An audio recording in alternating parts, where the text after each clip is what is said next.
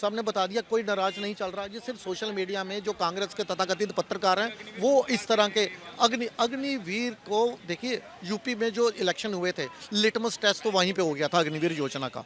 जब बोलते हैं मैं दिल्ली का बेटा हूँ, वहाँ कह रहे हैं मैं हरियाणा का लाल हूँ, लेकिन वहाँ की जनता ने इस हरियाणा के लाल का ऐसा किया, गाल लाल की याद रखेंगे जी सालों साल। जात पे ना पात पे, इंदिरा जी की बात पे मोहर लगेगी हाथ पे।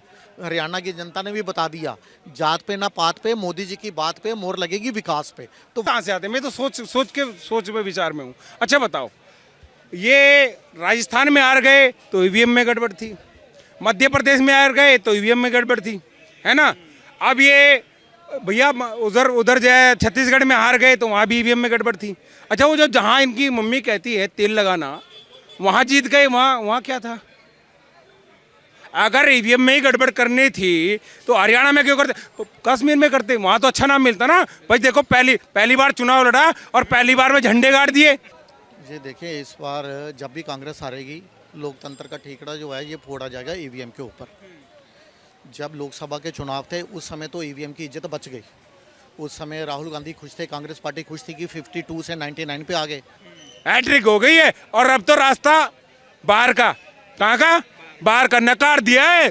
कुछ राज्यों में तो बाहर लिख दिया नो एंट्री, कांग्रेस क्या no entry. Divide and rule policy, जात पात की राजनीति लोगों ने नकार दी और विकास की राजनीति जो मोदी जी की है उस पे जनता ने वोट दिया।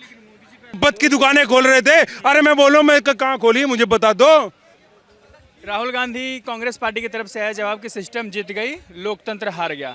जम्मू कश्मीर में सिस्टम की जीत होती है, लोकतंत्र हरियाणा में हार जाता है, ये कैसे हो जाता है? ये देखिए, इस बार जब भी कांग्रेस हारेगी लोकतंत्र का ठीकरा जो है ये फोड़ा जाएगा ईवीएम के ऊपर। जब लोकसभा के चुनाव थे उस समय तो ईवीएम की इज्जत बच गई। उस समय राहुल गांधी खुश थे, कांग्रेस पार्टी खुश थी कि 52 से 99 पे आ गए। बीजेपी भी खुश थी कि चलो चाहे 400 पार नहीं हुआ लेकिन माननीय मोदी जी जो हैं वो तीसरी बारी प्रधानमंत्री बनने में कामयाब हो गए। और ईवीएम भी खुश थी कि चलो मेरे पे किसी ने कुछ ठीकरा नहीं फोड़ा, कि मुझे गलत नहीं बोला। तो अगर आप बात करें, अभी आपने बोला जे एंड के में क्या हुआ है आपको बताऊँ। सबसे ज़्यादा अगर वोट प्रतिशत की बात करें तो वो भाजपा को मिला। दूसरे नंबर पे मिला है नेशनल कॉन्फ्रेंस को। सीटें चाहे नेशनल कॉन्फ्रेंस की ज़्यादा हैं, और कांग्रेस और नेशनल कॉन्फ्रेंस क्या बोल रहे थे कि हम आएंगे तो 317 हटाएंगे, उखाड़ फेंकेंगे। और इनके बयान से खुशी बहुत हुई थी। रक्षा मंत्री जो पाकिस्तान के हैं उन्होंने बयान भी दिया था कि 370 के ऊपर कांग्रेस पार्टी, नेशनल कॉन्फ्रेंस और पाकिस्तान तीनों का एक ही मत है। और बीजेपी वाले क्या बोल रहे थे, ये कह रहे थे हम आएंगे तो 370 वापस लाएंगे, और भाजपा वाले कह रहे थे हम आएंगे तो हम पीओ के वापस लाएंगे। यही बोला था, जनता को समझ आ चुका था। इसलिए ज़्यादा वोट प्रतिशत की अगर बात करूं तो बीजेपी को इसी वजह से ज़्यादा पड़ा, क्योंकि जनता को लग रहा था कि ये जो है ये नेशनलिस्ट पार्टी है। देखिए, वो मुस्लिम बहुल इलाके हैं, वहाँ पहले भी पता था कि बीजेपी की सरकार नहीं बनने वाली। लेकिन जिस तरह से इतने शांति प्रिय तरीके से चुनाव हुए, जिस प्रकार शांति प्रिय तरीके से 370 धारा तोड़ी गई, उसी प्रकार से इतनी शांति प्रिय तरीके से जम्मू कश्मीर में जो चुनाव हुए, ये भी भारतीय सरकार की बहुत बड़ी उपलब्धि है। ये एक तरीके से उपलब्धि तो मान रहे हैं, लेकिन ईवीएम हैक हो जा रहा है सर ईवीएम जो है जलेबी ट्रेंड कर रहा था। एक सवाल और है, राहुल गांधी फैक्ट्री लगा रहे थे हरियाणा में जलेबी की। इन्होंने ये बात कहाँ बोली थी? गोहाना में बोली थी। और गोहाना में पिछले 3 विधानसभा के चुनाव अगर आप देख लो तो गोहाना में कांग्रेस पार्टी की ही सरकार थी। इस बारी गोहाना में उनको सीट नहीं मिली। रीज़न क्या था कि जो जलेबी इन्होंने वहाँ बोई थी उस पर कमल खिलाया। और ये जो जाट पाट की जो राजनीति करने की कोशिश की, डिवाइड एंड रूल पॉलिसी, जात पात की राजनीति लोगों ने नकार दी, और विकास की राजनीति जो मोदी जी की है उस पर जनता ने वोट दिया। आरोप लगता है कि भड़काऊ बयान देते हैं। अभी महाराष्ट्र में बोल के आए थे बटेंगे तो कटेंगे। बटेंगे कटेंगे वाला मोदी जी ने ऐसा नहीं बोला था कि बटेंगे जी, योगी जी ने बोला था बटेंगे कटेंगे। उन्होंने भी थोड़ा बहुत उसी से मिलता जुलता बयान दिया था। लेकिन ये जो है राहुल गांधी, ये क्या कर रहे हैं? Divide and rule policy. लेकिन ऐसी पॉलिसी इनकी दादी इंदिरा गांधी जो है उन्होंने नहीं अपनाई थी। उन्होंने जात पात की राजनीति को नकारा हुआ था। रीज़न मैं आपको बताता हूँ, 80 के दशक में जब इंदिरा गांधी की सरकार थी उस समय नारा दिया जाता था, जात पे ना पात पे, इंदिरा जी की बात पे मोहर लगेगी हाथ पे। हरियाणा की जनता ने भी बता दिया, जात पे ना पात पे, मोदी जी की बात पे मोहर लगेगी विकास पे। तो वहाँ सिर्फ विकास के मुद्दे पे। और ये जो हमारे केजरीवाल जो हैं, जो हरियाणा में जाकर कह रहे थे मैं हरियाणा का लाल, ये हरियाणा दिल्ली में बोलते हैं मैं दिल्ली का बेटा हूँ, वहाँ कह रहे हैं मैं हरियाणा का लाल हूँ, लेकिन वहाँ की जनता ने इस हरियाणा के लाल का ऐसा किया, गाल लाल की याद रखेंगे जी सालों साल। वहाँ पे इन्होंने बोला कि यहाँ का बच्चा बच्चा जवाब देगा वोट से, लेकिन क्या हुआ, बच्चे बच्चे को भी समझ आ चुकी है कि ये किस तरह का। देखिए ये पंजाब जीत रहे हैं, दिल्ली जीत रहे हैं, और ये कहते हैं मैं हरियाणा का लाल हूँ, हरियाणा मेरी जन्म स्थल भूमि है, मेरी जन्मभूमि है। लेकिन क्या होता है, ये कहते हैं कि मैं इधर का घर का ये मेरे घर के लोग हैं, लेकिन अगर किसी को कुछ जानता है तो वो होते हैं उसके घर के लोग, उसके परिवार के लोग। इसीलिए क्योंकि जो हरियाणा के जो केजरीवाल के जो घर के लोग हैं वो जानते हैं कि ये जो बंदा है ये किस प्रकार का धूर्त, पखंडी, नटवर, सदी का सबसे बड़ा राजनीतिक नटवर रहा है ये केजरीवाल। ये अगर किसी 1% यदि ये कांग्रेस और आम आदमी पार्टी की अगर हरियाणा में सरकार बनती तो दिल्ली वालों के लिए सबसे बुरा हो जाता। पूछोगे दिल्ली वालों के लिए कैसे? देखिए पंजाब में भी आम आदमी पार्टी की सरकार है, दिल्ली में भी आम आदमी पार्टी की सरकार है। Haryana as a buffer zone बीच में काम करता है। यदि ये कामयाब होते तो ये क्या करते कि अराजक तत्वों को पंजाब से पुश करते, हरियाणा में गो थ्रू करते और दिल्ली में वेलकम करते, और दिल्ली में माहौल इतना ज़्यादा बिगड़ता। देखें पहली बार किसी मुख्यमंत्री के रहते दिल्ली में दंगे हुए। आज तक दिल्ली में जब से आज़ादी मिली है दिल्ली में कभी दंगा नहीं हुआ किसी मुख्यमंत्री के रहते। अगर आप 84 के दंगों की बात करो वो दंगा नहीं था, वो तो नरसंहार था, और उस समय दिल्ली का कोई मुख्यमंत्री भी नहीं था। और उससे भी अगर कंपैरिजन करोगे तो 84 के बाद 36 साल के बाद दिल्ली में इस प्रकार के दंगे देखे। ये जो मीडिया वाले माहौल बना रहे थे कि कांग्रेस पार्टी की सरकार, वो जो आती है गाली गलोच वाली आंटी सुप्रिया श्रीनेत, वो क्या बोल रही थी कि मैं लिख के दे सकती हूँ कि जहाँ पे 20 सीटें भी नहीं इनकी आएगी, नाम बदल देना मेरा नाम बदल देना। और वो जो सोशल मीडिया वाले जो हैं, जो क्या नाम है, संदीप चौधरी हैं, राजीव रंजन हैं, प्रसून बाजपेयी हैं, अजीत अंजुम हैं, अभिसार शर्मा है, और वो आशुतोष है, योगेंद्र यादव क्या बोल रहे थे वहाँ पे रैली के टाइम, बोल रहे थे कि यहाँ पे 3 संभावनाएं हैं कि कांग्रेस पार्टी की सरकार आ रही है। ये उन्हीं के शब्द मैं आपको बता रहा हूँ। कहते हैं मुझे लोगों ने पूछा कौन सी 3 संभावनाएं हैं, कहता मैं बताता हूँ। पहली संभावना ये है कि हरियाणा में कांग्रेस की हवा चल रही है, और दूसरी संभावना ये है कि कांग्रेस की हवा नहीं, कांग्रेस की आंधी चल रही है।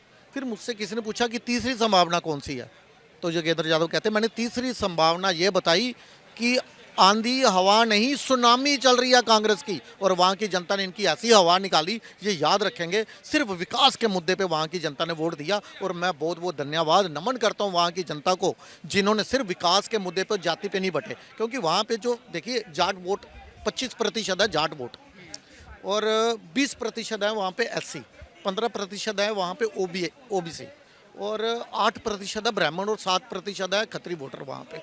और जो सैनी जो हैं, अगर OBC की बात ना करूं तो पर्टिकुलर सैनी कम्युनिटी का मात्र 2% वोट है वहाँ पे। बीजेपी ने जात पात की राजनीति ना करते हुए सिर्फ विकास की राजनीति की। और मैं साधुवाद करता हूँ RSS को, RSS के कार्यकर्ता जिन्होंने मात्र 4 महीनों के अंदर लगभग 16,000 छोटी बड़ी जनसभाएं वहाँ पे की, उसका भी फायदा भाजपा को मिला। किसान पहलवान सब नाराज थे। देखिए वहाँ का मुद्दा क्या था चुनाव का, अग्निवीर, जवान किसान पहलवान, जवान किसान पहलवान अग्निवीर, सब पे जनता ने मोहर लगा दी, सबने बता दिया कोई नाराज नहीं चल रहा। ये सिर्फ सोशल मीडिया में जो कांग्रेस के तथाकथित पत्रकार हैं वो इस तरह के अग्निवीर को, देखिए यूपी में जो इलेक्शन हुए थे लिटमस टेस्ट तो वहीं पे हो गया था अग्निवीर योजना का। जब वहाँ पे पूर्ण बहुमत मिला, अग्निवीर योजना सबसे ज़्यादा, जब अग्निवीर के जो फॉर्म निकलते हैं ना, आप देखना हरियाणा और यूपी से सबसे लंबी लंबी लाइन निकलती है। ये कितना भी बरगलाने की कोशिश करें, इनको 1% भी कामयाबी नहीं मिली इसके अंदर। कश्मीर में लोकतंत्र जीत गया, हरियाणा में हार गया, ये कैसे हो गया? राहुल गांधी सवाल पूछ रहे हैं, कांग्रेस पार्टी बोल रही है कि लोकतंत्र हार गया है, सिस्टम जीत गया। मुझे हंसी आती है, थोड़ा हंस लूँ। मुझे यार समझ में नहीं आता ये आदमी करता क्या है। कभी तो जलेबी की फैक्ट्री लगाता है, कभी आलू से सोना बनाने की लगाता है, खेतों में टाइल्स लगवाता है, आटे को लीटर में देता है और दूध को किलो में बांटता है। समझ में आया आदमी यार सोचता क्या है। इसके बाद थॉट्स कहाँ से आते हैं? मैं तो सोच में विचार में हूँ। अच्छा बताओ, ये राजस्थान में हार गए तो ईवीएम में गड़बड़ थी, मध्य प्रदेश में हार गए तो ईवीएम में गड़बड़ थी, है ना। अब ये भैया उधर जो है छत्तीसगढ़ में हार गए तो वहाँ भी ईवीएम में गड़बड़ थी। अच्छा वो जो जहाँ इनकी मम्मी कहती है तेल लगाना, वहाँ जीत गए, वहाँ क्या था? अगर ईवीएम में ही गड़बड़ करनी थी तो हरियाणा में क्यों करते, कश्मीर में करते, वहां तो अच्छा नाम मिलता ना भाई। देखो पहली बार चुनाव लड़ा और पहली बार में झंडे गाड़ दिए। मोदी जी का सुशासन वहां काम आया, मोदी जी ने धारती से 370 हटाई, वहां ज्यादा सम्मान मिलना था भाई। अगर गड़बड़ी करनी थी हरियाणा में तो हम वैसे ही जीत जाते।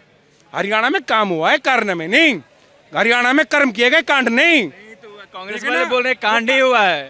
कांड तो वो करते थे, ठीक है ना, वहाँ शिक्षकों के पैसे लेके वो करते थे, जमीनें लेकर जब भर्ती होती थी, है ना, उनके खुद के परिवार के लोग होते थे, जातिवाद वो करते थे, भेदभाव वो करते थे, ऊंच नीच का उन्होंने करते थे, ठीक है ना। पिछली बार तो मैं कह रहा हूँ, पिछली बार हमने तो पहले कह दिया था हरियाणा में जीत रहे हैं। अरे पिछली बार तो खट्टर से लगभग जो हमारा कुछ एक समाज विशेष के कुछ लोग थे वो विरोध में थे, बोले तो पंजाबी है, ये है, वो है, ठीक है, उसे रिफ्यूजी कहते थे कुछ लोग, इधर अंडे की सरकार है ऐसा बोलते थे हरियाणा में, ठीक है ना। लेकिन अब तो गृहस्थी की बना दी और काम करने वाली बिना खर्ची पर्ची नॉन स्टॉप हरियाणा। कैसे, जैसे वो है ना पुष्पा राज झुकेगा नहीं साला, ऐसे ही नॉन स्टॉप हरियाणा। हर क्षेत्र में काम किया है, कारनामे नहीं किए, इन्होंने कांड किए थे, कर्म नहीं किए। अगर कर्म किए होते तो पहली बार भी भाजपा नहीं बनती। लगातार तीन बार जब हैट्रिक हो जाती है ना तो विशेष ताली बजती है। क्रिकेट में भी हैट्रिक हो गई है और अब तो रास्ता बाहर का, कहाँ का, बाहर का नकार दिया है। कुछ राज्यों में तो बाहर लिख दिया नो एंट्री कांग्रेस, क्या नो एंट्री कांग्रेस, एंट्री नहीं है। अच्छा, एक सवाल बनता है, जैसे जिस तरीके से बोले किसान पहलवान सब नाराज थे तो सरकार कैसे बन गई? तो दिखावी था, प्रोपगेंडा था, केवल दिखाया जा रहा था। अब कुछ लोग जो बीमारी होने का नाटक करते हैं ना, वो आंख में प्याज रख के बुखार चढ़ा लेते हैं, तो वही काम कांग्रेस का है, नकली। ये बताओ ना मुझे, सुप्रीम कोर्ट ने क्लीन चिट क्यों दी उनको जब उन्होंने 1000 बलात्कार किए थे? जिस बेटी के नाम लेकर के ये पोस्को का केस बनाना चाह रहे थे, ठीक है ना, नाबालिग का, उसके खुद पिता आके क्यों कहते हैं कि भाई मेरी बेटी को यूज किया जा रहा है, मेरी बेटी का जीवन है, इसे बख्श दो? क्यों आके मीडियम बोला उन्होंने? बताओ ना मुझे, हैं? अगर वो व्यक्ति गलत हैं, उन्होंने इतने अपराध किए, वो जेल में क्यों नहीं है? क्यों नहीं है? वो किसी के रहमो करम पे नहीं है, जो गलत करेगा उसका इलाज हो जाएगा। और वो उत्तर प्रदेश से हैं, वो क्या कहते हैं, नो जेल नो बेल, सीधा प्रभु से मेल, नॉन स्टॉप। एक बयान दिया था योगी जी ने, बटेंगे तो कटेंगे, क्या ये भी बयान इम्पैक्ट कर गया? अब सोचिए, आप बटेंगे तो कटेंगे नहीं क्या? अब ये बताओ, आप ये मेरी मुट्ठी है, ठीक है ना, कहीं हम जा रहे हैं, अब इसे हम अगर जोड़ के रखेंगे, ऐसे फैला देंगे तो कहीं भी उलझ जाएगी, कहीं भी उलझ जाएगी। एक एक उंगली को तोड़ना आसान है और मुट्ठी को तोड़ना कठिन है, ठीक है ना। तो बटना क्यों है? अरे बटना नहीं है, घटना नहीं है। और कांग्रेस ने किया हमेशा क्या, डिवाइड एंड रूल, इसलिए बटना नहीं है, न कटना है, न छटना है, और संगठित रहना है। और हम तो अनेकता में एकता की बात करते हैं, हम तो वसुदेव कुटुंबकम की बात करते हैं, हम सर्वे भवन्तु सुखिनः की बात करते हैं, और हम जियो और जिनोदो की बात करते हैं। अच्छा, कांग्रेस की सरकार बनी है जम्मू कश्मीर में, वो बोल रहे थे कि 370 को उखाड़ फेंकेंगे यदि हमारी सरकार बनती है, तो सरकार तो बन गई वहाँ। ये तो पता नहीं क्या क्या कहते थे। एक वो हमारे दिल्ली वाले चश्मे वाले हैं ना, मफलर बाबा, मफलर बाबा, हम केजरीवाल नहीं कहते, केजरीवाल बहुत सारे लोगों का गोत्र है, उसका सम्मान भी रखना पड़ता है, और वो अच्छे देशभक्त लोग हैं। वो पन्नू से करोड़ों रुपए उसमें नहीं लेते डोनेशन में, ठीक है ना। अब नाम तो मेरा भी अरविंद है, पर मैं केजरीवाल नहीं हूँ, मैं घोटालेबाज नहीं हूँ, चोर नहीं हूँ, मैं पूर्ण राष्ट्रभक्त हूँ, और मैं किसी का चमचा नहीं हूँ और अंधभक्त भी नहीं हूँ। मैं भक्त हूँ, भारत भक्त हूँ, राष्ट्रभक्त हूँ, और जिस भारत माता के लिए भगत सिंह, चंद्रशेखर, राम प्रसाद में अनेकों 7,32,000 क्रांतिकारियों ने बलिदान दिए, उस भारत माँ का भक्त हूँ, ठीक है ना। और मैं हर उस व्यक्ति के साथ हूँ जो इस देश का डेवलपमेंट चाहते हैं, जो देश में खुशहाली चाहते हैं, जो इस देश में शांति चाहते हैं, जो इस देश को समृद्ध देखना चाहते हैं, और जो इस देश को कहाँ चाहते हैं, मंगलयान पे देखना चाहते हैं, चंद्रमा पे देखना चाहते हैं। बोलते हैं कि भड़काऊ बयान दे रहे हैं, बटेंगे तो कटेंगे, ये सब क्या है? मतलब ये जो राहुल बाबा दे रहे थे, वो शहजादे वो कह रहे थे हिंसक हिंसक हिंसक। अरे कौन सी हिंसा की सनातनियों ने? अरे सुनो, ये दोगले लोग, ये जात पात में कौन बांट रहा है? कौन बांटने की बात करता है? अरे कटने बांटने, हम तो एकत्व की बात कर रहे हैं। हम कह रहे हैं परिवार में मिलजुल के रहो, एक दूसरे का सम्मान करो। हम तो यही कह रहे हैं ना। हमने क्या हिंसा की बात कर दी? हिंसा की बात तो वो करते हैं। हिंसक हिंसक हिंसक हिंसक, सनातनी हिंसक है और सनातन में एक शक्ति है, उससे लड़ रहा हूं। मोहब्बत की दुकानें खोल रहे थे। अरे मैं बोलो, मैं कहाँ खोली मुझे बता दो।